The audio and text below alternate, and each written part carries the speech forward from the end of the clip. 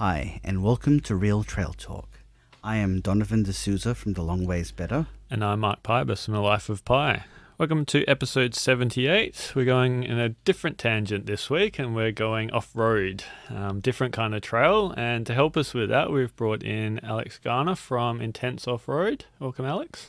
Thanks for having me, boys. It's good to have you on. So we both, Donovan and I, follow Alex's YouTube channel I've followed it probably since the early days. Yeah. There's a lot of just fantastic content up there, just off-roading, various trips. Jake, who we had on for our Mundabiddy episode, has put his series up there. It's a great resource for WA trail users, especially those looking to get off-road. Yeah, definitely. So, yes, we've brought Alex in to talk about the Gibb River Road. So you just want to give us a bit of a rundown of what is the Gibb River Road and kind of what is the distances and, rough locations. Yeah, sure. Well, it roughly runs from Derby to Kununurra. It's a stock trail, so it was actually formed in the 1960s for truck haulage, hauling cattle out to Derby primarily, I believe it was. It's mostly corrugated, unpaved road, apart from a little stretch through to Derby. And I believe it ranges about 700 kilometres. That's just from one end of the tarmac to the other. That's not including all the little offshoots you'd want to do, going out to the gorges and station stays and that sort of thing. Yeah. And in terms of its location, where is that positioned compared to the highways that are sealed in that area? Of course. So very top northern Australia. I forget what the highway is that runs beneath it, but it goes through Halls Creek, Fitzroy Crossing. So you've got coming down lower, it swings around from Kununurra, Halls Creek, Fitzroy Crossing up to Derby, and the Gibb River Road almost shortcuts that loop, a bit closer up towards the coast. Yeah. Pops out near Wyndham. And obviously not as a direct route, it's probably not the quickest route. Exactly right, yeah. Especially depending what vehicle you've got and how well equipped you are. Yeah. It could take you a while if you go up there in an old Corolla or something. Yeah, so it's the more direct scenic route, but that's kind of the point of it, is you can range your itinerary depending on what you want to do, and you're there to see the sights. Yeah, that's exactly right, and there is a lot to see through there. All right, so I guess we'll start with an itinerary and kind of running through where we can go, and then later on we'll get into the specifics of the vehicle you need and logistics and everything. So leaving Derby, where was the first stop that you had on your week-long trip? It was camped out at Windjana Gorge. And that's a beautiful little spot. You wouldn't want to miss that. Windjana Gorge, and then a little bit further to the south there, Tunnel Creek. Two excellent places to check out, especially if you're into hiking. Windjana Gorge is pretty spectacular, full of freshwater crocs. You'll see like 50 freshwater crocs through there. Kingfishers, we saw bats in the daylight just roosting in a tree. Plenty of caves through there, and lots of history. It was quite the frontier in the late 1800s through there, with the Aboriginal Banuba tribe. There's a good story there about a fella called Jandamurra, known to the white fella as Pigeon, and he holed out at Tunnel Creek in there. So there's a lot to see there. We just did an overnight camp. Could probably do more, depends on how much you like to chill out. And I guess some people can be a bit apprehensive about crocodiles, and I guess here's a good point to make, is that freshwater and saltwater crocodiles are quite different. Yeah, absolutely right. Freshies aren't well known for attacking people, whereas the saltwater ones are. So most of the places through the Gibb River Road, you're able to swim. Very little chance of crocodiles. I still wouldn't want to swim amongst 50 freshwater crocodiles, but as long as you're not down in a tidal river, and most of these places you're swimming, you're up above waterfalls, so you don't get the big saltwater crocodiles. Yeah. And what's the first day like in terms of road quality and distances to get out to Windjana Gorge? Oh, it's really easy. It's no more than a couple of hours to Windjana Gorge. It's paved to about the turnoff for Windjana, and I do recall the road into Windjana being horrific. So getting on that for the first time, I was like, oh, this vehicle's going to fall to pieces. Is that the corrugations or ruts or like what's The corrugations, Yeah. yeah, it just shakes everything to bits. So let down your tyres a little bit. That helps. That helps some. And try and maintain an even speed. Sometimes if you go really slow, it's just as rough or worse. Or if you go really fast, it's terrible. But if you can get the right speed, you sort of just glide over the top of them.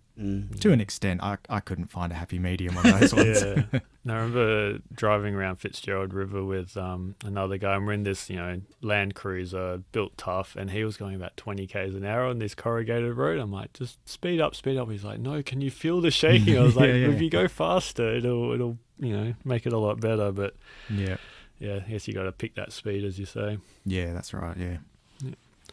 So on from Windjana Gorge, it's off to Bell Gorge, and it's kind of a theme is you're going to see a lot of gorges through here just with the nature of the landscape. Yeah, that's right. You're out there for gorges, waterfalls, and wildlife, I suppose. Bell Gorge was one of my favourites. A nice little walk in there. I think that one's Deepore operated. So that's a hint you'll want. If you're going out there, a lot of national park areas, get yourself a national parks pass, because otherwise you're paying $10 a day, might be a little bit more.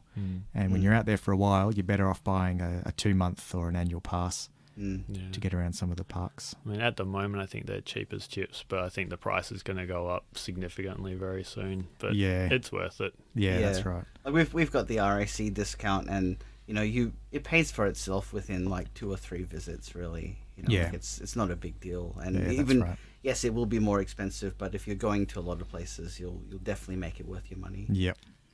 And Bell Gorge actually looks quite spectacular because there's a waterfall there and a swimming hole you can have a dip in.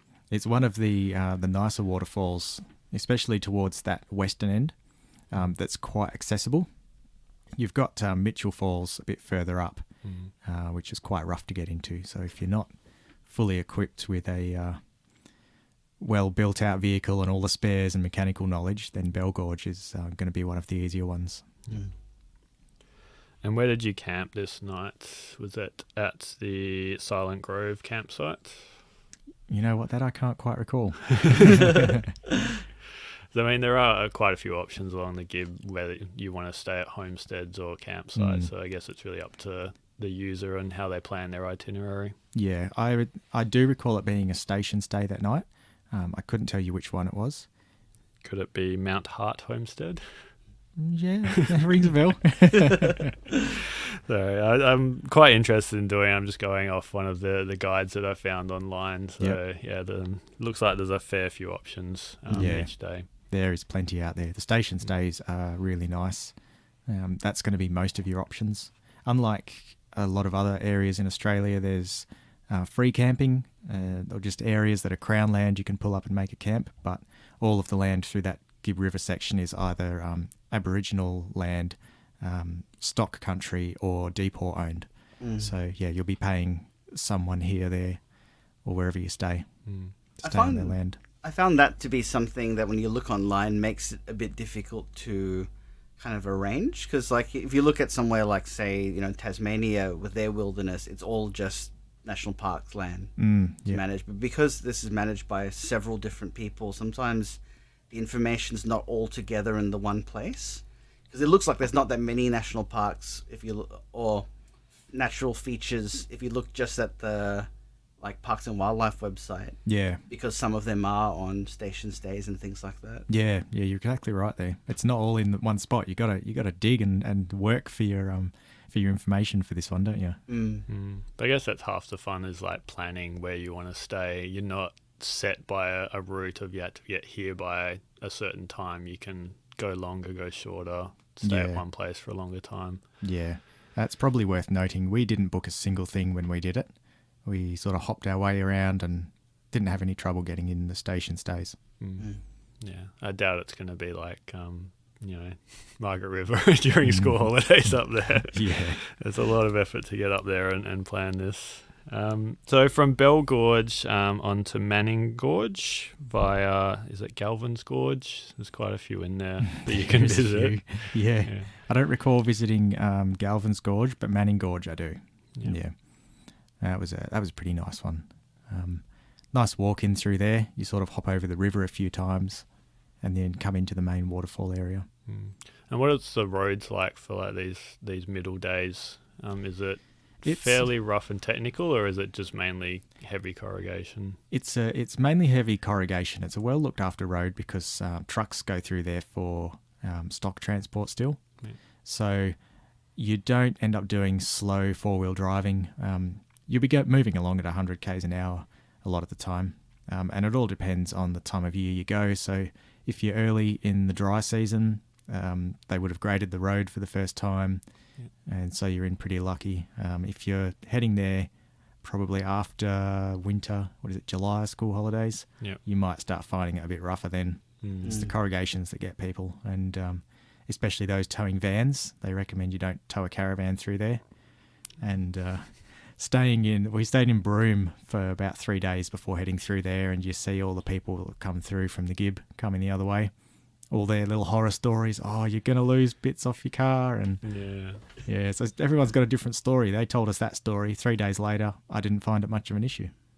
Yeah, I can't imagine towing a caravan through something like that. It would just, everything rattling around would just annoy me, despite how beautiful it would be at the end of each day. Yeah.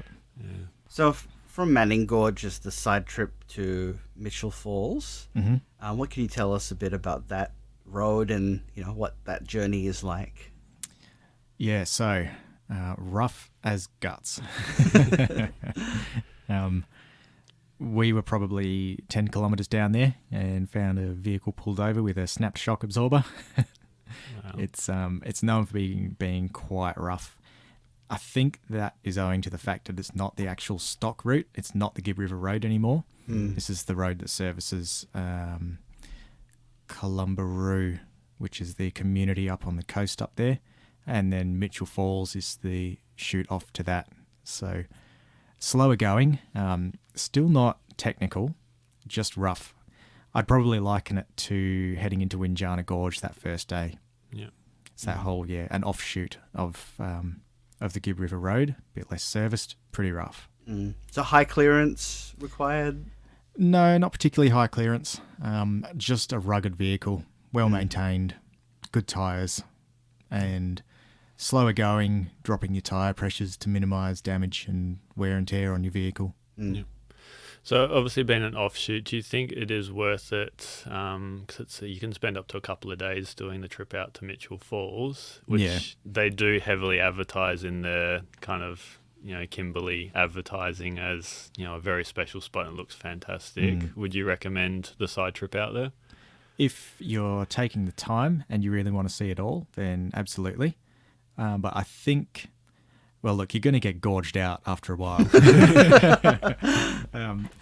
If you're packing it all into a week trip like I am, and you end up seeing 3 gorges in a day, they all start to look a bit the same. But if you're going a bit more relaxed and you got the time and you really want to see it all, then I'd say it's worth a trip up there. And it is pretty spectacular. I know that they sort of promoted heavily for the helicopter tour that you can do. Yeah. But as hikers, we would probably like to get amongst it rather than just be flying in. Yeah, definitely. Yeah. They do have an option where you can hike up and then the helicopter gives you a lift back, or vice versa. Okay. So if you're not a full-blown hiker or your knees blow out on the downhills or whatever, then that might be a pretty good option, and you get a good range of sights then. You get the hike on the ground to see it all close up, and then you see it from the air and get the full vast expanse of it. It's probably a good best of both worlds approach, I guess. Yeah, that's right. Yeah. Did you take the helicopter or did you just drive there? No, funds did not extend that far. It's not a cheap experience. But again, for a lot of people, if you're heading up this way, you're spending the time, you might be taking the money with you to do it right and really get the most out of it. And I guess for a lot of people who maybe aren't West Australians, it might be a once-in-a-lifetime trip. Yes. So in that case, you go, well, yes, it's very expensive, but I may never come back here again. So I'll just take take all the experiences I can. Yeah. And I would have that same mentality if I wasn't West Australian, if I was making that big trip. Yeah. So on from Mitchell Falls, you're heading towards the I'm going to say Cockburn Range because I always do, but it's probably the Cockburn Range. Yeah. And is this sort of the changing of the landscapes towards the more mountainy interior on the Gibb River Road? Yeah, so the Cockburn Range, I think that's the one that's the famous backdrop with the Pentecost River running through the middle.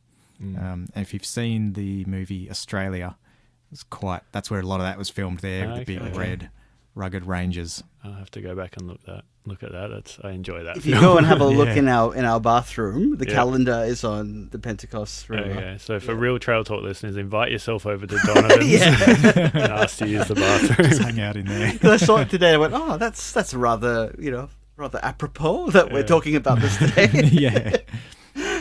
So after a lot of gorges, is it nice to see kind of a nice mountain range and a few more rivers? Yeah, definitely. It's a nice river crossing, the Pentecost as well. I think there's actually, don't quote me on this, but I think there's some free camping along that river. It's one of the only spots where you can do it. Yeah. It's a long river crossing, good firm base on it, so you probably do want a high clearance 4-wheel drive for it. It all depends on the time of year you're there as well. Snorkels recommended as well? For me, it was no deeper than knee deep at the worst. So most vehicles would do that okay. Yeah. And there's cattle trucks coming across it and all sorts. We sat there and had an afternoon tea and just watched everyone coming back and forth and taking pictures for a while at that one. Yeah. It's a very scenic place. And then when we did do the crossing, we went across and then came back and across again, just taking pictures. And it was a good bit of fun, that. Yeah, good way to clean the bottom of the car so you know that it's going to stay clean. So not a super difficult crossing if you time it right. I guess that sometimes of the year would be impassable and that would be very dangerous to cross at that time. Yeah, and I think they wouldn't open the road at those times because they do. It varies from season to season how the wet season's been, how chopped up the road is, if they've been able to grade it yet. So it varies as to when it opens. I don't think they'd open it if it was too deep, or else they'd be trying to rescue backpackers in wicked vans every 5 minutes. Yeah. And what's the communication like on the track? Like, do you talk to people going the other way to see what the conditions are like? Is there people that you speak to at various homesteads that have the information? Honestly, You'd probably want to have a UHF radio in your vehicle just to talk to other road users, which is UHF channel 40 would be your road channel. But you pick up most of your information in the campground. Everyone has a chat in the evening, whether it's standing in a queue for a shower, talking about where you've been and what the conditions are, pulling into a homestead.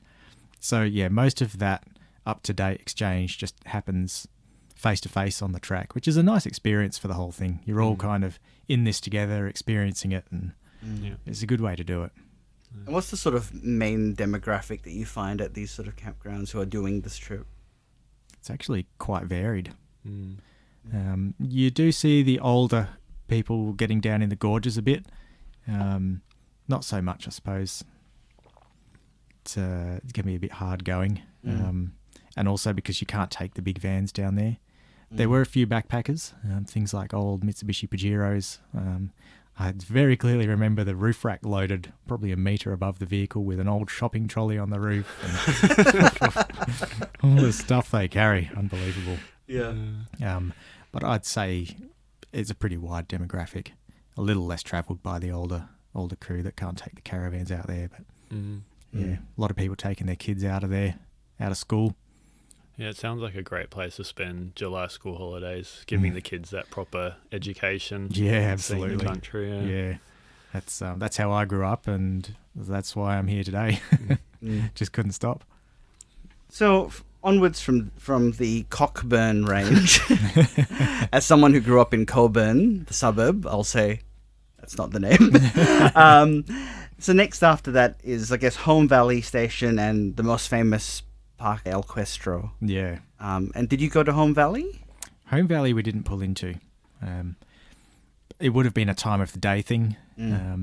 We'd come from the Pentecost and it's like, let's just push on past that one. And because El Questro is the one that's known for a lot of the famous locations. So that's where we would have pushed on to. Did the budget extend to a full-blown stay at the wilderness place there? Yeah, definitely not. It's one of the few 6-star accommodations in Australia, right? Yeah. Yeah. I noticed that there it's like either fairly reasonable tent camping or extremely expensive accommodation camp stay. Like Yeah. that's the only options. There's no middle ground there. Yeah, it's they've actually destocked most of their land. There's not as much cattle going on in there anymore. It's all for tourism. They've got some more private campsites. I think you have to book along the edge of the water, and then they've got something that's a bit more like a caravan park. Everyone pulling into a more open space. Yeah, because when I think of Equestria, I think of like the top of the range resort. So it's nice to know that there is camping there for everyone to enjoy it. Yeah. And at Equestria, there's actually quite a lot to see, isn't there? There's various walks, and you've got Emma Gorge there, which looks quite nice in the photos. I would say if you're not up to like taking on the whole Gibb River Road, and you just wanted to get a sample of the area, that would be the one place you'd go for it. So it is as great as people say. Yeah, it's just got a bit of everything. It's got lots of gorges, lots of hikes. It's got some quite challenging four-wheel drive tracks out there, ridgeline trails and spectacular views. It's got the Zebedee Hot Spring. I think that's the only hot spring in the area. I've not seen a mention of another one. Yeah, because you think the land is quite ancient now. They're like billions of years old. It would be unlikely that a plume of magma would penetrate that all these years later. Yeah, there it is. It's quite a popular place though. It wasn't too bad when we were there, but I've read of others having the experience of you got to get into the hot spring early because they only let so many people in there, so you got to be up at the crack of dawn, and that seems to be the hot tip. Get up early, get out there at sunrise, see the things you want to see, and then chill out in the afternoon back at camp. Yeah. Is that, that's something that I found, generally speaking, up north, because of how hot it is that something that, beyond the people, is that something that people should be considering, I guess, as well, that, if you're traveling up there, that you need to consider time of day, temperature, that sort of thing? You should be quite okay for that time of year. Yep. May, June would be my pick of the months to go, and you're looking maybe high 20s to low 30s as your normal daytime temperature. So not deadly temperatures. Nah, yeah. It's like a cool Perth summer's day. Like most of us would be quite accustomed to it. If you've come from Tasmania, it might be a little different. And the further you get inland, so around Equestria, the nights, would they get quite cool being so far inland? I don't recall freezing to death at night out there. I suppose it would, distance from the coast, but no, that wasn't our experience. Nice. And I guess that's something that's, worth mentioning, is that it is a different experience up that far north compared to, say, the Pilbara, which is more of an arid climate. Like, it gets more tropical towards the north. Yeah, absolutely. The wet season, you'll be sweating buckets, have a shower, try and towel off. You can't get dry because you just keep humid. Very different experience to, the slightly dry area of the Pilbara. Yeah. But again, in the dry season, May, June, you shouldn't have that problem too much. Yeah, cool. And on to Equestria, it's then the finish into Kununurra. Did you do the side trip south to the Bungle Bungles? We did, yeah. We stayed just 2 nights in there. Yep. I think it took about 2 hours to get off the highway into the Bungle Bungles. Yep. That one was rough. Not a low range rough and tumble 4-wheel drive, but it was definitely a lock the hubs in 4-wheel drive. Okay. Hills, twists and turns, very scenic drive going into there. Because I was researching a trip recently there, and it seems like there's just so much to do. I just thought there was, Echidna Chasm and Cathedral Gorge, but all throughout the Bungle Bungles, you can probably stay at each location for a couple of days and have the time of your life. Yeah, there's a lot of walks through there. Of course, the helicopter and plane tours for a view from the air. Echidna Chasm is definitely impressive, though. That was my favourite. Yeah.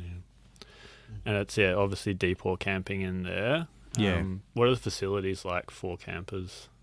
At the time we went, it was a fire pit, so a central communal fire pit, which I actually quite like. It sort of forces you to come in and mingle with your fellow campers. Yep. Firewood supplied, because they don't want you scavenging the area clean, and drop toilets at the depot site we stayed in, Yep. On the edge of a riverbed, dingoes howling at night. Magical sound there. Nice. And then final stretch into Kununurra. I think it's probably one of the most picturesque towns in WA. Yeah. On the lake there. How did you find the town and kind of the finish to the Gibb River Road? I like Kununurra for a few reasons. The town centre can get a bit feral, a lot of delinquents hanging around, but that's the nature of some of these places. But outside of that, there's some really nice, there's a distillery you can go and visit. There's the Ord River, there's some good river cruises on that.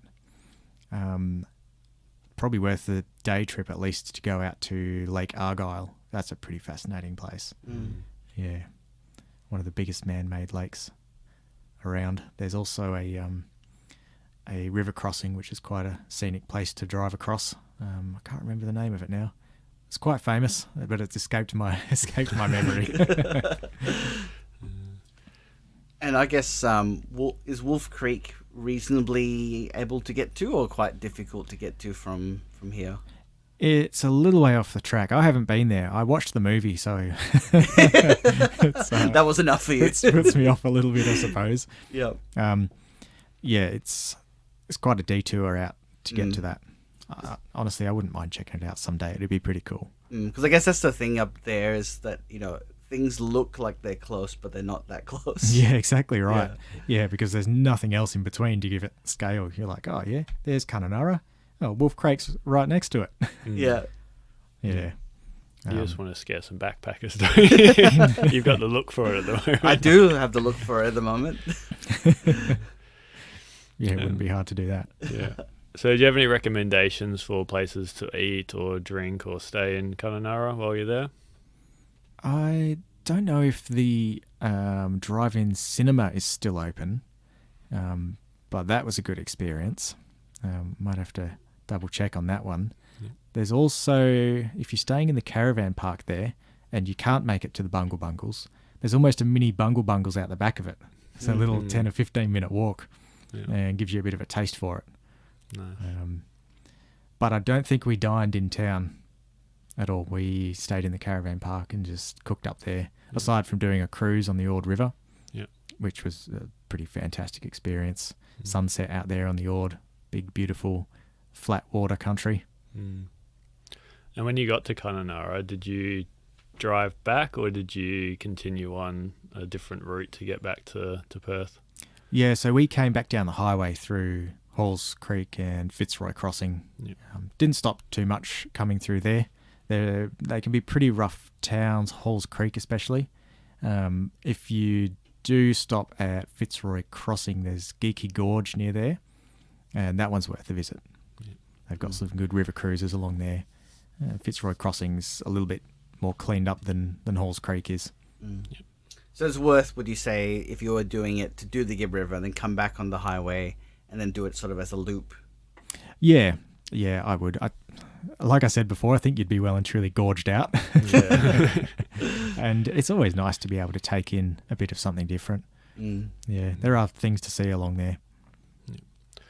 All right, well, I guess we'll get stuck into the logistics and the details now. So starting with the obvious thing, the vehicle, what would be your recommendation for like a base, like this is probably the worst you could do it in and be comfortable and not worry about mechanical issues and stuff like that? Yeah. Well, you probably want a 4-wheel drive, depending on how much you want to experience. If you want to go and do those tracks out on El Questro, and there's a few other ones out there, the Munja track, that's quite a famous 4-wheel drive one, very remote. You want something quite well equipped. I'd maybe think about an all-wheel drive if you were just sticking to the main Gibb River Road. But beyond that, I'd be going something like a Land Cruiser, Nissan Patrols, any of your newer proper 4-wheel drive vehicles. Mm. And is there any reason to outfit your car with every single accessory you can buy in the book, or will just like a base stock 4-wheel drive do the job? That's the question, isn't it? The magazines and advertising material will tell you need to spend another 50 grand on it, but I would not go up there on any factory tyres. So I'd go for an all-terrain tyre, ditch the highway construction ones. I'd change mine to a light truck tyre. It might sound scary to some people, but they don't come in at too big of a price tag.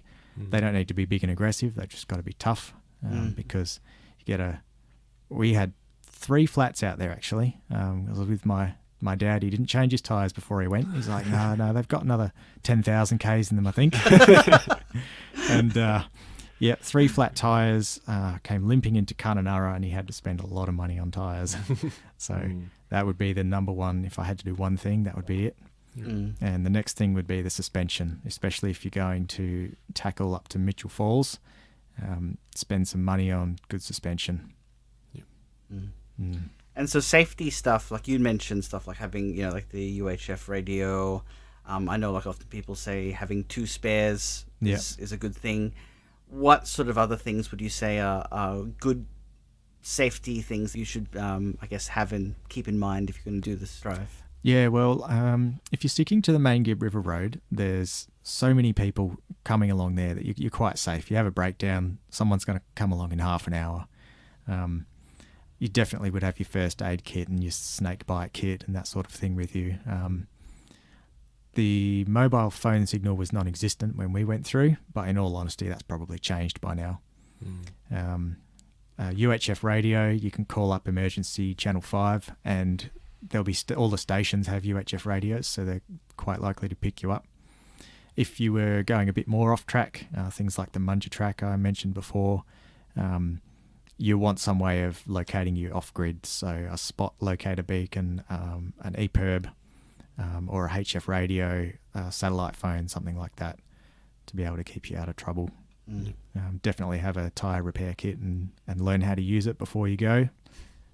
Carry a spare tyre, at least one. I only travelled with one, and you can get new tyres and spares out there reasonably quickly. It's just going to cost you. And fuel along the way, is it worth having a long-range tank, or can you get fuel pretty regularly along the route? It's quite accessible. Most of the stations sell it. Drysdale River Station sells it. There's probably a good reliable 3 stops there. Otherwise, there's little pulls out to the station. They've got it at Equestro. It's not cheap, so the more you can carry on you, the better. The bigger your tanks are. You'd be looking north of $2.15 a litre at somewhere like Drysdale Station. I saw a report of that in 2019, so depending on what fuel's doing at the time, but it's not cheap.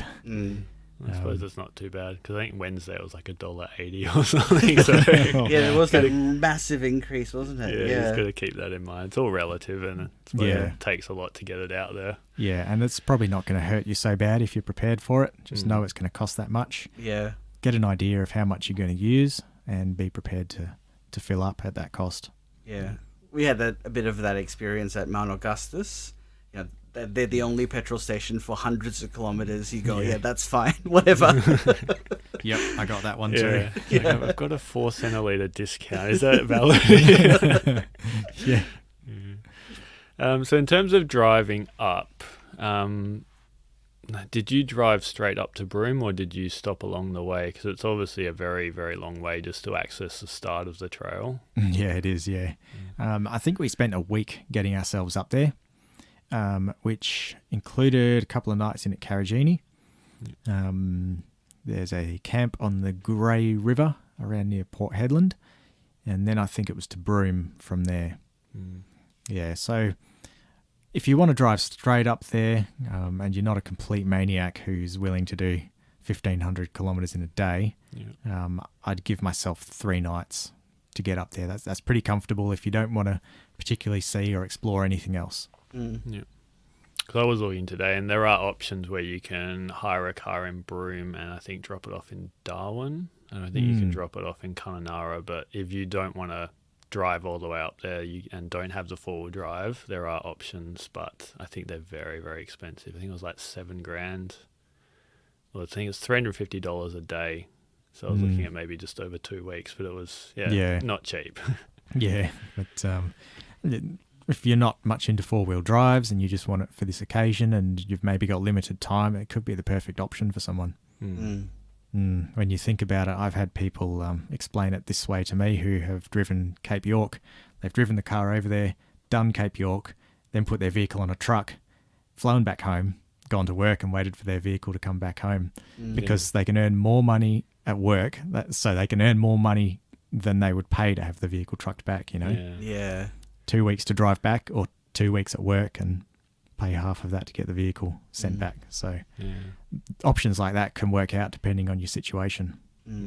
I guess if you think about it compared to, say, some of the luxury hiking tours, which can be super expensive, that's not too bad for a car hire for that amount of time. Yeah, and it's fairly cheap to fly up to Broome and Darwin these days. It's a few $100s. Broome in particular now is really quite cheap. Yeah. So I think that's probably what I'll do, because I wouldn't take my X-Trail up there. I don't think it would survive. Yeah, a bit rugged. I'll stick to the tracks around dwelling with that thing. Yeah. So any particular places that stand out for you as like must visits along the way? It's definitely going to be Windjana Gorge and Tunnel Creek for me. Bell Gorge was a good one there, and then El Questro if your budget can stretch to staying in there. Those would be the absolute must-dos. Now you're also a very experienced four-wheel driver and do a lot of trips like I guess road trips. How, I guess, this is often seen as like one of the great ones in Australia. Do you think that holds up? It depends what you're in for. If someone's in it for the thrill of driving, you're going to be disappointed doing the Gibb River Road. It's just a road. But for the sights, there is so much crammed in this one stretch that, I reckon that lives up to its name. Yeah, I don't know why, but I always thought this was more of a technical four-wheel drive track, as like you need this rugged four-wheel drive and it's going to be slow going, like 30, 40 k's an hour. So it's a bit interesting to hear it's just corrugated stock route. Yeah, it's just rough. I was the same way before I went up there. I was prepared for a lot more. Aside from the 3 blown tyres, the only other damage was some spotlights fell off my old man's car. And I came out unscathed. I think the 2 screws rattled loose from the bottom of my gas stove. It was the worst for me, but all it takes is for you to get unlucky and something major to go wrong. So it's always best to be prepared. Another thing I'd have to say actually is to take lots of water with you. There's plenty of points that you can fill up, but never be out there without water. Yeah, that's a good point as well, especially if you're on the edge of the dry season where it can get quite hot. Better be safe than sorry. I'll tell you another place that we didn't mention that would be quite nice for the nature and wildlife lover is the Mornington Wildlife Sanctuary. Run by the Australian Wildlife Conservancy. Kayaking. They've got endangered birds in there like the Gouldian finch. They do a lot of different tours, Indigenous history tours and hiking tours, kayaking tours. You keep yourself entertained in there for quite a while. I should probably mention a bit more about that, but in terms of Indigenous history and culture and the rock art, how much do you have access to along the trail, and is there kind of any tours or groups that run through there that can teach you a little bit more? I didn't see much rock art along the main trail, and I suspect that's probably because they keep that stuff reasonably quiet because it's a very high traffic area. There are a lot of the Indigenous communities that run tours of all sorts out there, whether it's jumping on a tour bus and they take you around to some sites, or four-wheel drive tag-along tours. So if you're one of these people that really likes a rough and tumble four-wheel drive adventure, they'll lead you through all of the country you're not allowed access to, and show you all the secret spots. And if you wanted to jump on one of them, there's actually a bloke here in Perth called Jed Curry, his name is. And now I've gone blank on the name of his tour company. Jed leads a lot of these four-wheel drive tours all over the state, and he's teed up with these landowners at Umbulgari settlement, I believe it is. So he runs a tour in conjunction with them that takes you out to all the special sites that no one gets to see. But there's so much art and Indigenous culture all through that area. It was a very, very fertile and abundant area for them. I guess the other thing that I guess for a lot of people who listen to the podcast, they might be interested in the hiking. So it's mostly day hiking. Yes. But do you think that there's the opportunity there for, like, there's, you know, the size of the area is probably bigger than Tasmania. Do you think that there is sort of the potential for a multi-day hike through that kind of landscape? I think there is. The only thing I would not be too sure about is what DPAW's recommendations are, and of course being wary of the boundaries of these Aboriginal lands, which are mostly not to enter. But I think you could plan something with a bit of attention to detail, careful looking at borders. I think you could make something out of that. So I know that there are people who do sort of guided, sort of ad hoc tours through there, but there's no official, you know, multi-day trails through there. Yeah. But it would be great if there was something through that area. Yeah, it would really lend itself well to it. It's a very getting in touch with nature experience. It's there's a peculiar feeling about those lands out there. You really feel connected when you're out there for a while. Yeah. I think if I was to do one of those, like, I wouldn't treat it like a Cape to Cape where I just have my backpack and I go walking and go to all the places. I'd want to kind of be with someone who is from there and knows the land and can like show you how to survive and stories about the land. I think that would add quite a lot. So I hope something like that happens in the future. Yeah, because it's so different up there to anywhere, like even just from us down here in Perth. Go up there and we don't know what this rock is and what that plant is and the meaning and significance of everything. So you just learn so much more that way. Yeah. All right, thanks Alex for coming in. It's been fantastic to have your insight into the Gibb River Road and everything up there. Absolutely, guys. Been a pleasure talking about it. Yeah. Yeah, awesome. We can highly recommend following Intents Offroad.